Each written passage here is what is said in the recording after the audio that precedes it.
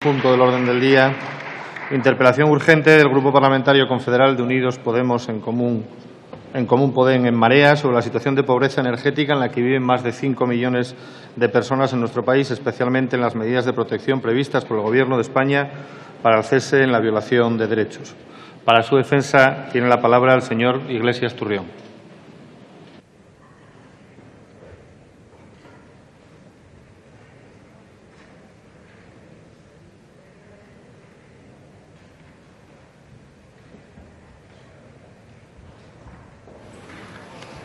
Gracias, señor presidente. Señor ministro, se estrena usted al frente de la cartera de Energía. Gracias. Y me va usted a permitir que le enseñe un truco para calentar una habitación pequeña por muy poquito dinero. Se puede usted ir al IKEA. Un momento. Le ruego, por favor, silencio para que podamos escuchar al orador. Muchas gracias. Gracias, señor presidente. Le decía, señor ministro, que puede usted ir al IKEA y comprar estas velas pequeñitas que son muy baratas, comprar también una bandeja con los bordes elevados y 2 macetas de cerámica, una más grande y una más pequeña. Si coloca usted 4 velas encendidas en la bandeja y sobre ella coloca la maceta más pequeña y después la maceta más grande, después de unas horas quizá consiga usted elevar la temperatura de un cuarto pequeño unos 2 o 3 grados. No lo pruebe en su despacho porque seguramente sería demasiado grande y, sobre todo, tenga usted cuidado porque esto es peligroso. Esta técnica que le estoy contando se hizo famosa hace 4 años cuando un periodista freelance británico lo grabó en vídeo y se hizo viral porque mucha gente copió la técnica para su casa. Y aparece también en una película que les recomiendo, I, Daniel Blake, de Ken Loach, en la que, bueno, pues una familia sin ingresos se ve obligada también a intentar calentar su casa así. Cuando vi la película, una de las compañeras que vino conmigo se emocionó, rompió a llorar, porque ella había tenido que calentar una habitación una vez utilizando esta técnica. El problema de esta técnica, que es barata, ciertamente, es que es muy peligrosa. Los bomberos del Ayuntamiento de Barcelona han dicho que el 70% de los incendios que tienen que atender tienen que ver con familias, con personas que intentan calentarse usando trucos como este. Hay más trucos. Se puede comprar cinta adhesiva y ponerla en las ventanas, o te puedes cubrir con mantas en casa, o incluso hay muchas familias que mandan a los niños a dormir desde las 6 de la tarde porque en la cama están más calientes, o muchos jubilados, muchos pensionistas que se van a la cama muy temprano también para eso, para además poder tener las luces apagadas.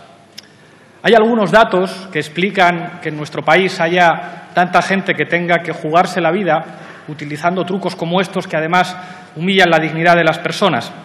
Según el Instituto Nacional de Estadística, 1/3 de los españoles es pobre. Y el problema de la pobreza energética es que es la más invisible porque se produce en el ámbito doméstico y porque produce una enorme vergüenza a la gente que la padece. Afecta además, señor ministro, a los sectores más vulnerables: los ancianos, las niñas y los niños. Según un estudio de la Asociación de Ciencias Ambientales, en los últimos 8 años el precio de la luz y del gas en España ha subido un 70%.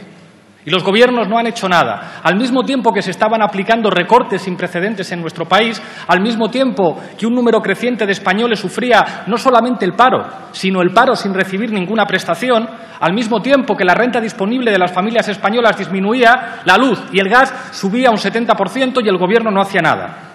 Según Infolibre, de 2009 a 2015, 7,3 millones han sido los cortes de luz que se han producido en España. 7,3 millones. Y los gobiernos no han hecho nada. Le voy a enseñar otro truco. Este truco lo conoce usted mejor, pero se lo quiero contar a la gente. Es un truco que usan las eléctricas para seguir abusando y para seguir haciendo básicamente lo que les da la gana.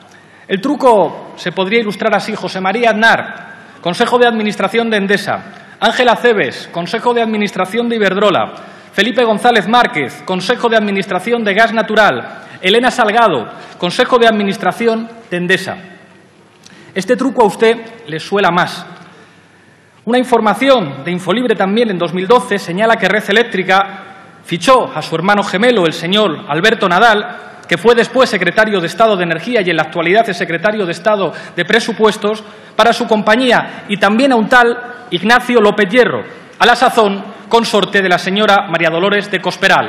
Ambos renunciaron a este nombramiento, a este fichaje, por el escándalo que se generó. El problema es que este truco, el truco de las puertas giratorias, es legal. Y este truco consiste en que las empresas energéticas se compran a estos señores de aquí del Banco Azul, se los compran con dinero, sacan el dinero que hace falta para comprar exministros y expresidentes.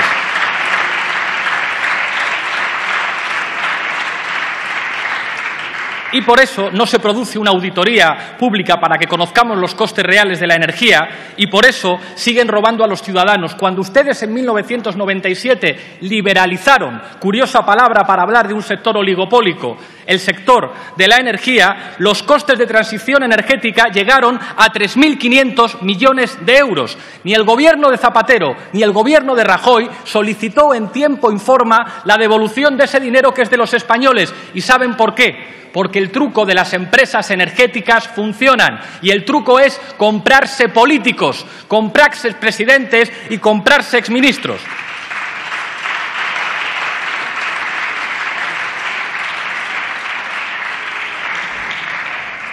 Hemos solicitado, señor ministro, la comparecencia del señor Isidre Fainé en la Comisión de Energía. El señor Isidre Fainé, que fuera banquero, ahora está al frente de Gas Natural Fenosa, que es la compañía que cortó la luz a una señora de Reus, a Rosa, que murió.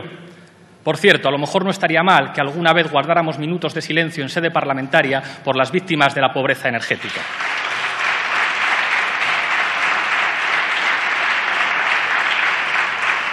Le vamos a preguntar si entiende que su compañía tiene alguna responsabilidad en que no se aplicara correctamente la ley catalana contra la pobreza energética, que dice que una compañía tiene que informar a los servicios sociales del ayuntamiento. Me gustaría también conocer, mirar a la cara y poder hacer preguntas a los presidentes de Iberdrola, de Endesa y del resto de compañías energéticas, porque a mí, señor ministro, me gusta hablar con los jefes, no me gusta hablar con sus comisionistas, y a veces tengo la impresión de que algunos de ustedes, ministros y presidentes, son comisionistas de las empresas energéticas, son comisionistas de los poderes económicos. Qué barbaridad, ¿verdad? Qué barbaridad que haya gente que tenga que morir en España por pobreza energética. Qué barbaridad, señor diputado.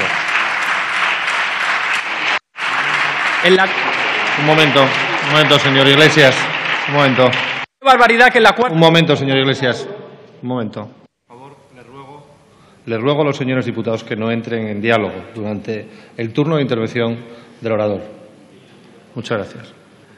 Qué barbaridad que en nuestro país haya expresidentes y exministros que se sienten en los consejos de administración de empresas estratégicas que siguen cortando la luz y la calefacción a compatriotas nuestros. Qué barbaridad que en este país el Gobierno no actúe para defender a la gente y actúe como comisionista de estas empresas. Lo que habría que hacer, señor ministro, es muy sencillo. Lo entiende cualquier ciudadano español. Tiene que ver con el sentido común y tiene que ver con lo que han dicho expresiones, organizaciones de la sociedad civil como Facua, como la PA, como la Alianza contra la Pobreza Estratégica o como la Plataforma por un Nuevo Modelo Energético, que son además los autores intelectuales de la ley catalana, que ha sido valorada como una de las mejores leyes europeas contra la pobreza energética. Y son cosas muy sencillas que su Gobierno podría hacer. Prohibición de los cortes de suministros básicos por pobreza energética, y que los servicios sociales de los ayuntamientos puedan tener el control y la evaluación de quién le cortan la luz o la calefacción sencillamente porque es pobre. En segundo lugar, hay que recuperar los 3.500 millones de euros, porque son de los ciudadanos españoles. Lo que hizo el Gobierno de Zapatero y el Gobierno de Rajoy fue una vergüenza. Esos 3.500 millones de euros se les ha robado a los ciudadanos de este país, que tienen el derecho a que su Gobierno reclame a las eléctricas ese dinero. En tercer lugar, es muy sencillo, prohibición de las puertas giratorias. El Gobierno y esta Cámara cuentan con mecanismos suficientes para no tener que seguir humillando la democracia, viendo a expresidentes y a exministros sentados en los consejos de administración de empresas estratégicas. Y, en cuarto lugar, auditar los costes y acabar con los abusos tarifarios. Señor ministro, la obligación del Gobierno es cumplir la ley y hacer que la ley se cumpla. Y en este país no se está cumpliendo la legislación internacional de derechos humanos. En este país no se está cumpliendo la Directiva 72/2009. En este país no se está cumpliendo la Observación General Cuarta del Comité de Derechos Económicos, Sociales y Culturales. El Gobierno tiene que cumplir la ley y obligar a las eléctricas a cumplir la ley. ¿Y sabe, señor ministro, lo que hay que hacer si las eléctricas no cumplen la ley? Se les invita a una reunión, se les sienta educadamente en una mesa y se les lee lo siguiente: toda la riqueza del país, en sus distintas formas y sea cual fuere su titularidad, está subordinada al interés general. Se reconoce la iniciativa pública en la actividad económica. Mediante ley se podrá reservar al sector público recursos o servicios esenciales, especialmente en caso de monopolio, y asimismo acordar la intervención de empresas cuando así lo exigiere el interés general. No es el manifiesto comunista, señor ministro, es el artículo 128 de la Constitución española. Muchas gracias.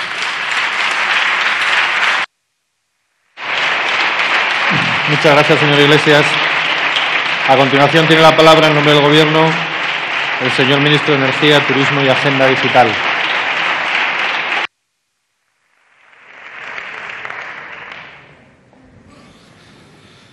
Gracias, señor presidente. Gracias, señor Iglesias, por su constructiva intervención, que ha sido muy útil para aportar ideas y medidas para luchar contra la pobreza energética, que es de lo que yo he venido a hablar aquí. De su actuación en términos de provocación y agitación y propaganda no voy a entrar, porque no le corresponde al Gobierno de España y además no es útil para los 5 millones de personas que, según el Instituto Nacional de Estadística, tienen problemas de pobreza energética en nuestro país. Solo le diré una cosa.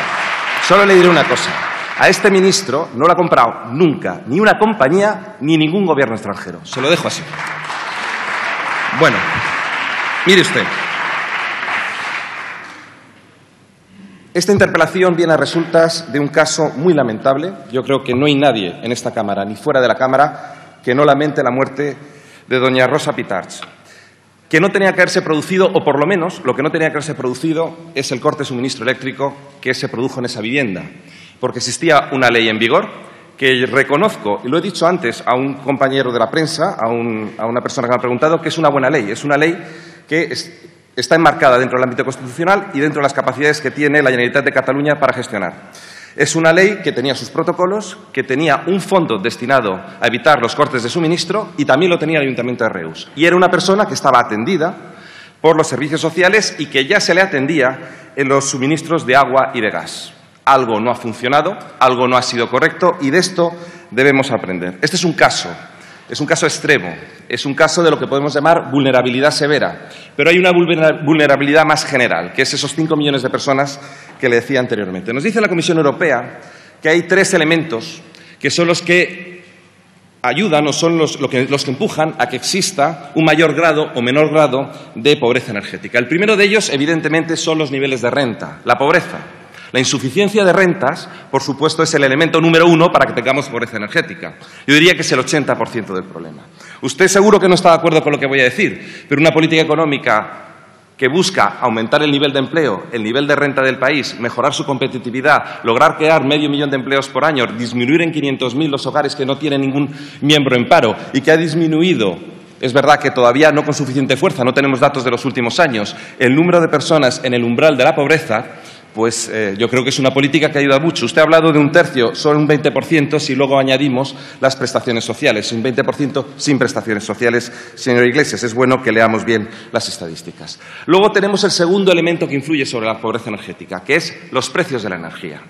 Yo no he visto nada en su programa electoral sobre energía, nada, que ayude a disminuir los costes de la energía de este país. Más bien, al contrario. Todo lo que ustedes proponen son más costes. Y más costes son más precios. Y eso sí, unos costes que favorecen a determinados sectores o determinados intereses, porque también ustedes favorecen a determinados sectores y determinados intereses. Claro que sí.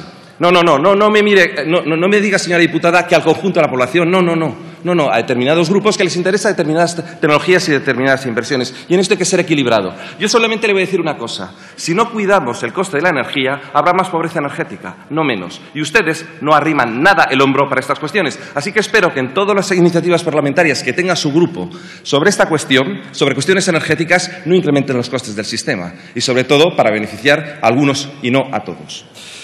En tercer lugar, En tercer lugar, la calidad de la vivienda. Este es un tema muy importante y del que hay que hablar y mucho. Si no tenemos viviendas de calidad, el coste para una familia de baja renta de mantener temperaturas adecuadas son mucho más caros. Y, por tanto, tenemos una incidencia mayor de esa pobreza energética en esa familia. No, me está usted asintiendo, pero me gusta, porque por lo menos hablamos de los temas que influyen sobre la pobreza energética y las medidas que podemos hacer.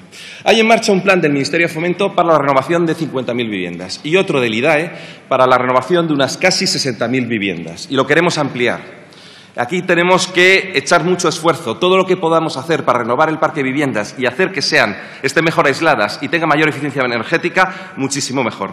El programa del IDAE, que es el que depende de mi departamento, se puso en marcha hace apenas 2 años. Está financiado por el sector energético.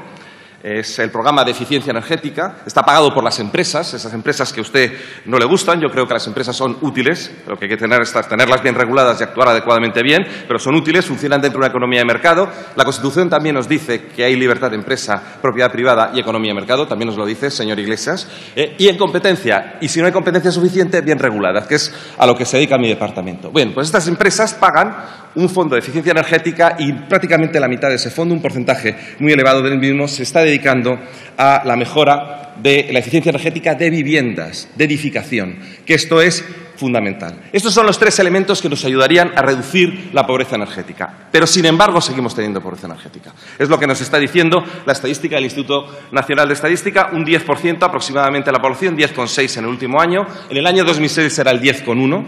Es una cifra que va variando con el tiempo. Yo creo que también tiene que ver con la climatología, porque el INE pregunta a los hogares y hay años que están mejor y años que están peor, pero estamos en esa cifra. La media de la Unión Monetaria es 9,6, estamos ligeramente por encima. Eso no quiere decir que nos conformemos. Tenemos un problema similar al del resto de los países europeos y que, por tanto, tenemos que acometer. Una vez que tenemos hogares en situación de pobreza energética, hay que ver qué actuaciones se pueden hacer. Y aquí hay 2 tipos de actuaciones, unas que están en el ámbito de la política energética y otras que están en el ámbito de la política social. Y tenemos un sistema constitucional descentralizado y la política energética corresponde en exclusiva a las administraciones centrales, a estas Cortes Generales y al Gobierno, y la política social a las comunidades autónomas. Esto nos lo ha definido muy bien el Tribunal Constitucional como resultado del primer recurso de inconstitucionalidad del primer decreto ley sobre esta cuestión que hizo la Generalitat de Cataluña. Luego, la ley que hizo posteriormente sí que ya respetaba estos límites. Eso es muy importante porque, hombre, usted pertenece a un grupo que se llama Grupo Confederal. Unidos Podemos, En Común Podem, En Marea. Es decir, no me diga usted que su grupo no pretende el respeto de los estatutos de autonomía, las competencias exclusivas de las comunidades autónomas y lo que estas comunidades autónomas pueden hacer, según nos dice el Tribunal Constitucional, que tienen materia exclusiva en cuestiones sociales. Por tanto, ¿qué es lo que le corresponde a la Administración General del Estado? A lo que podemos hacer aquí. La política energética general, lo que es atender al gran colectivo de vulnerables, a ese 10%. Esto es lo que en el año 2009, con un gobierno socialista, y como obligación que venía de una directiva comunitaria, se crea el bono social. El bono social se ha mantenido con los diferentes colectivos que lo componen intacto hasta el momento presente. Yo creo que todos los partidos políticos tenemos en nuestro programa una revisión de esos colectivos y ver qué tiene sentido y qué no tiene sentido dentro del bono social. Y sobre eso quisiera convocar a su portavoz para la reunión que quiero tener mañana con todos los portavoces energéticos para discutir de este tema. El bono social fue mejorado en el año 2013. Antes era una cantidad fija que cobraba cada hogar, ahora es un 25% del precio total de lo que se consume, por lo cual aquellas familias que necesitan mayor consumo tienen un mayor beneficio dentro de este bono social. Pero este bono social ha sufrido un serio ataque. Ese ataque proviene de una sentencia del Tribunal Supremo en el que dice que las comercializadoras eléctricas no estaban bien repartidos, por decir así, su financiación entre ellas y, por tanto, ha dejado en suspenso esta financiación. Esto es muy urgente solucionarlo, muy urgente. Yo creo que la solución es muy obvia, es sencillamente aplicar la sentencia del Tribunal Supremo para que el sistema pueda seguir financiándose y funcionando adecuadamente bien. Con la cara que me está poniendo, ya le digo yo que se siga financiando, evidentemente, por las comercializadoras. Yo creo que esa es la opinión que tiene el Gobierno y yo creo que en eso no vamos a tener ningún desacuerdo. Bien, aplicamos la sentencia de manera urgente y tenemos el bono social financiado. ¿Qué es suficiente con el bono social? Ya le digo yo que no. Todos los partidos políticos teníamos en nuestro programa una mejora del mismo. Vamos a abrir una discusión a partir de mañana para ver cómo lo podemos mejorar. Pero ya urgentemente vamos a darle financiación, porque es lo que tenemos para ese gran colectivo. Luego tenemos el problema que surge y que nos revela de una manera muy evidente el caso de Reus. Y es que hacer no con los casos de vulnerabilidad general, sino de los casos de vulnerabilidad severa, esos casos que son atendidos y que solo pueden ser evaluados por los servicios sociales y, por tanto, es de competencia de las comunidades autónomas. Nosotros desde aquí no le podemos decir a una comunidad autónoma cómo tiene que hacer su política social, eso es evidente, lo van a hacer como ellas quieran. Lo que sí se les dice, y es lo que actualmente está dentro de la sentencia del Tribunal Constitucional y orienta el camino cómo deben actuar, es lo siguiente. Son las comunidades autónomas las que tienen que hacer sus convenios con las compañías eléctricas, que es lo que ha ocurrido en el caso de Cataluña. Estos convenios determinan cuáles son las condiciones o no para la interrupción del suministro. Y una vez que se establezcan las condiciones adecuadas para el pago de la deuda, en todo caso se hace la comunidad autónoma garante del pago de la deuda a través de los fondos que tiene instituidos para el pago de estas familias, de la deuda pendiente de estas familias en extrema vulnerabilidad. Está muy bien hecho el sistema.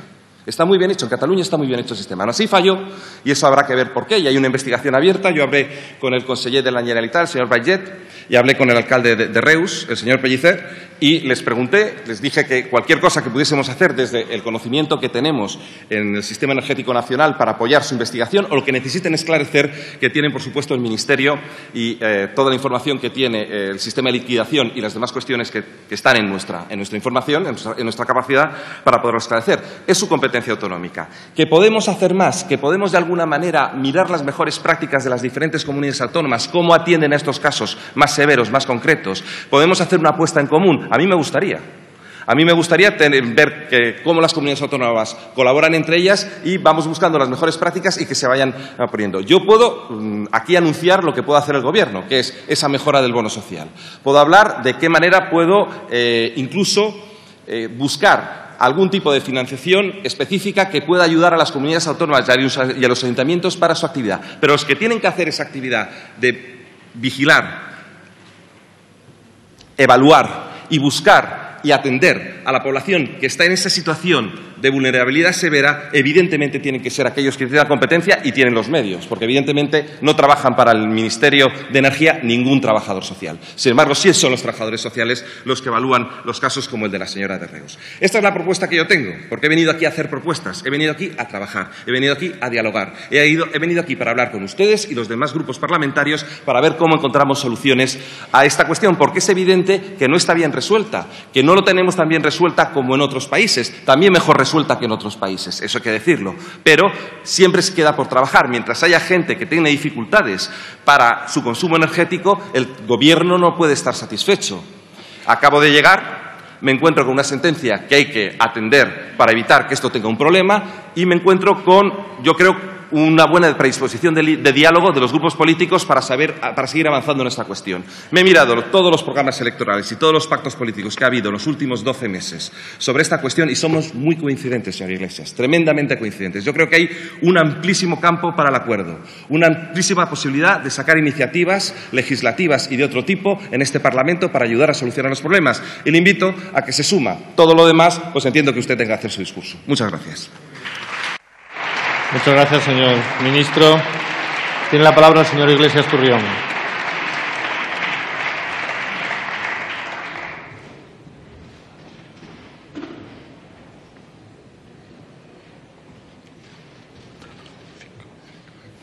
Gracias, señor presidente. Señor ministro, le voy a recordar las 4 propuestas que le he hecho. Estoy dispuesto a dictárselas para que no diga usted que no hacemos propuestas y las 4 son de su ámbito competencial, para que no diga usted que esto es un problema de la confederalidad o de la plurinacionalidad de España o de las competencias de las diferentes comunidades autónomas. La primera propuesta, prohibición de los cortes de suministros básicos por pobreza. Es una competencia que tiene el Gobierno y eso es una decisión política como cualquier otra. La pregunta es, ¿están ustedes dispuestos a hacer un decreto ley o una ley que prohíba los cortes de suministros por pobreza sobrevenida? Segunda propuesta que se transforma en pregunta. ¿Van ustedes a trabajar para recuperar los 3.500 millones de euros que nos deben a todos los ciudadanos españoles las eléctricas de los costes de transición energética? Segunda propuesta, segunda pregunta. Tercera propuesta que se convierte en pregunta, las puertas giratorias. Yo creo, no he escuchado jamás jamás a un miembro de este Parlamento defender en esta tribuna que es presentable, que es ético, que es eficiente en términos económicos tener a expresidentes y a exministros en consejos de administración de empresas estratégicas. Es más, es algo que les avergüenza, es algo que a los partidos políticos en campaña electoral les gusta que no se hable de ello, porque los candidatos se avergüenzan de tener a sus expresidentes y a sus exministros en esos consejos de administración. ¿Se imaginan ustedes a Mariano Rajoy diciendo estoy orgulloso de que el señor José María Aznar esté en Endesa? ¿Se imaginan a Susana Díaz diciendo, bueno, Susana Díaz sí es capaz de decirlo, estoy orgullosa de que Felipe González esté en Gas Natural? Pero es que los españoles se avergüenzan de ello. Tercera pregunta, ¿van ustedes a prohibir de una vez las puertas giratorias? Porque es evidente que lo que hace una empresa energética al fichar a exministros y a expresidentes es hacer una inversión, es comprarles para que se legisle a su favor. Cuarta pregunta, ¿van ustedes a favorecer una auditoría pública de los costes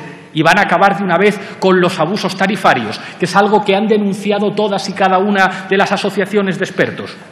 Me decía usted, le añado una quinta pregunta. Le he dicho que hemos solicitado la comparecencia del señor Isidre Fainé, un hombre muy poderoso. Querría conocer su opinión. ¿A usted le parecería bien que el señor Isidre Fainé, el hombre que está al frente de Gas Natural Fenosa, comparezca en la sede de la Soberanía Popular a dar explicaciones a los representantes de la Soberanía Popular? A mí me parece muy sensato que uno de los hombres más poderosos del mundo, de esos que cenan a veces con políticos, pues en lugar de tanta cena, venga un día a una comisión parlamentaria y los diputados le podamos hacer preguntas. ¿Le parece a usted bien? Respecto a la muerte de Rosa en Reus, yo entiendo que usted diga que esto es competencia de la Generalitat de Cataluña, pero ¿qué va a hacer usted? Usted no me puede decir si se han producido en los últimos años 7,3 millones de cortes de electricidad, que esto es un problema de competencias. ¿Qué está usted pensando hacer desde su ministerio para evitar que estos cortes se produzcan y situaciones desgraciadas, como la que todos rechazamos aquí, no se vuelvan a repetir? A propósito de la ley catalana, ha dicho usted que le encanta. ¿Por qué la recurrieron? Es verdad que la recurrieron en una parte que tenía que ver con la vivienda, pero usted después ha hablado de la necesidad de que las viviendas se produzcan y se puedan construir y habitar en condiciones de calidad energética. Bueno, el Gobierno, en una comparecencia de prensa de la señora Soraya Sáenz de Santamaría, explicó que esa ley, una de las mejores leyes de Europa, la recurría el Gobierno. ¿Qué le parece a usted ese recurso? A propósito de nuestro programa, no dudo de su rigurosidad, pero creo que no se lo ha leído usted bien. La propuesta estrella de nuestro programa era precisamente un plan nacional de transición energética, que tenía dos patas. Una, la generación de empleo, poniendo a trabajar a buena parte de los parados procedentes de la construcción en la rehabilitación de edificios para una mayor eficiencia energética y, en segundo lugar, en una transición que, claro, que tiene unos perdedores. Nosotros apostamos por evolucionar hacia una energía limpia. A nosotros nos parece que apostar por la energía solar, por la energía eólica, es más saludable que apostar por formas de energía que tienen que ver con recursos hidrocarburíferos de los que nuestro país encima no es productor, con lo cual se pone en cuestión la soberanía al depender de la fijación de precios internacionales de estos productos. Esa es nuestra propuesta. Diga usted que no le parece bien, pero no diga usted que no nos tomamos en serio la cuestión de la energía, porque es probablemente la propuesta estrella de nuestro programa. Y le formulo tres preguntas más. La primera, ¿qué es lo que va a hacer usted específicamente? ¿Qué le va a decir a las eléctricas para que terminen con los cortes? Y esto no es algo que se pueda delegar en los ayuntamientos y que se pueda delegar en las comunidades autónomas. ¿Se va usted a reunir con ellos, con los presidentes de las eléctricas? ¿Se va usted a reunir con las eléctricas para decirles que se terminaron los cortes por pobreza sobrevenida? Y en último lugar, yo soy favorable a que haya una política de Estado con la cuestión de la energía.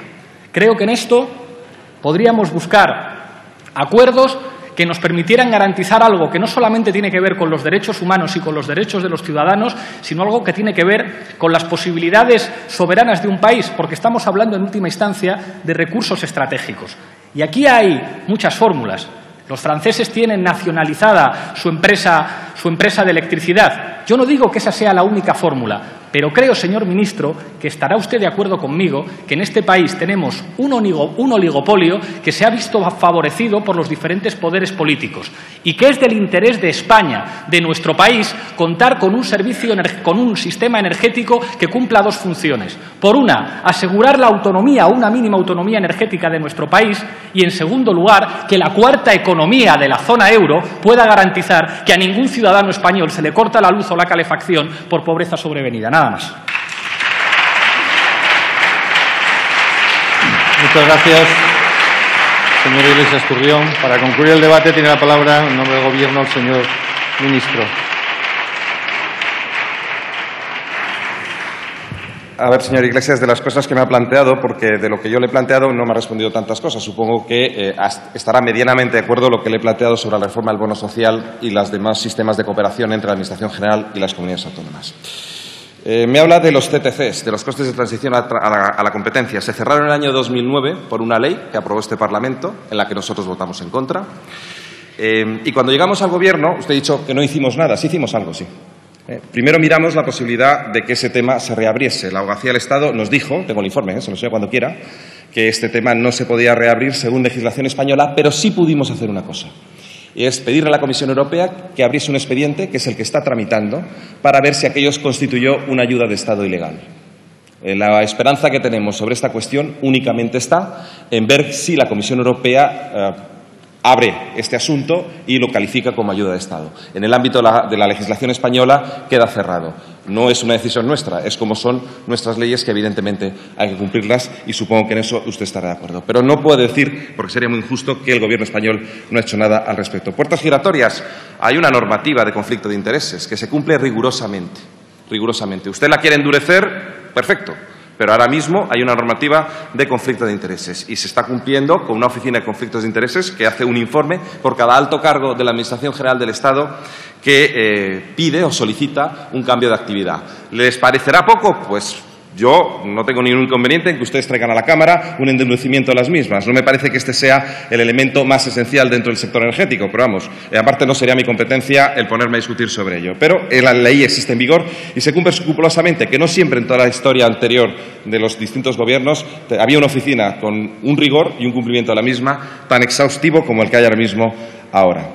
Lo que yo no le acabo de entender es cuando me dice usted que cómo voy a acabar con los 7,3 millones de cortes de electricidad. Oiga, ¿todos son por pobreza? Es decir, aquí nadie se le corta la electricidad y no pagan. Es que no lo he entendido, ¿eh? No lo he entendido. Me dice que por pobreza. Bien, estamos de acuerdo. Entonces no son 7,3 millones. No, hay muchos. Hay locales comerciales que no pagan, hay segundas viviendas que no pagan, hay gente que le caduca la tarjeta de crédito y en 24 horas se le restablece porque no se acordó que le había caducado la tarjeta de crédito.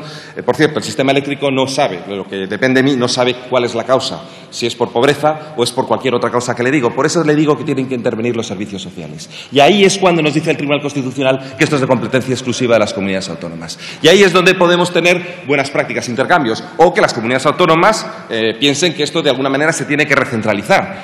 Eso lo tenemos que dialogar, si queremos hacerlo a nivel nacional o que cada comunidad autónoma lo vaya haciendo. Yo le he dicho, yo no tengo ningún inconveniente en reconocer que la ley catalana es una buena ley. Por cierto, yo no la tengo recurrida en lo que es el ámbito de mis competencias, porque, bien, es que en otros ámbitos pudo sí tener problemas de competencias y de constitucionalidad. Ya lo dirá el Tribunal Constitucional. En el decreto de ley anterior sí que lo dijo. Oiga, es una ley que es una mezcla de varios asuntos. Uno de ellos es el energético y el energético no está recurrido. No me puede decir a mí en lo que es mi trabajo y mi cartera que la tengo recurrida porque yo no la tengo recurrida. Bien, lo digo porque, está recurrida en otros artículos, no en los míos. En la auditoría de costes, ¿qué se cree que ha sido la reforma energética que hizo el Gobierno en la legislatura anterior? Fue precisamente esto.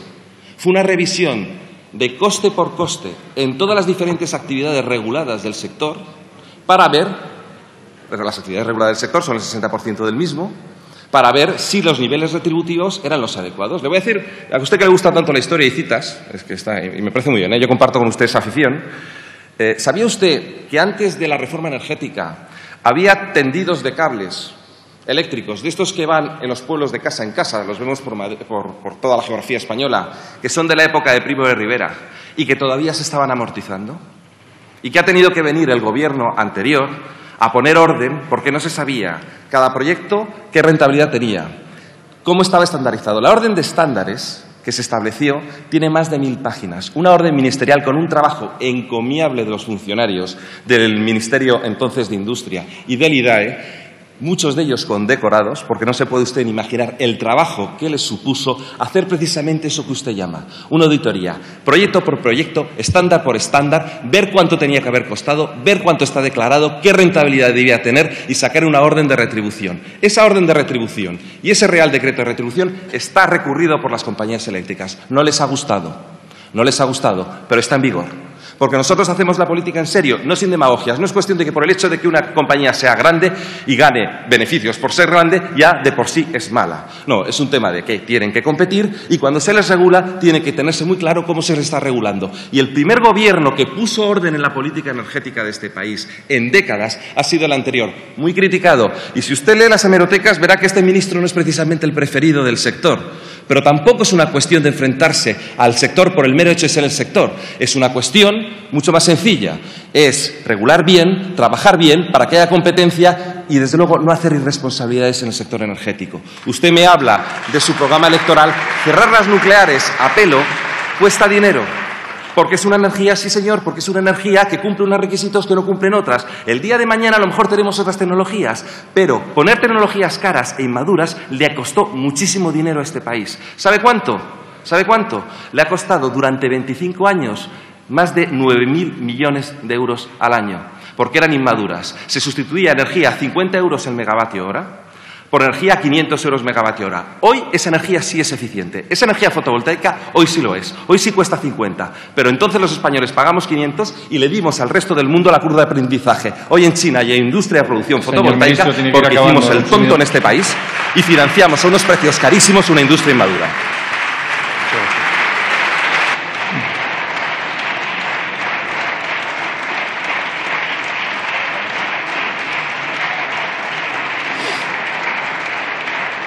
Pasamos al siguiente punto del orden del día. Interpelación urgente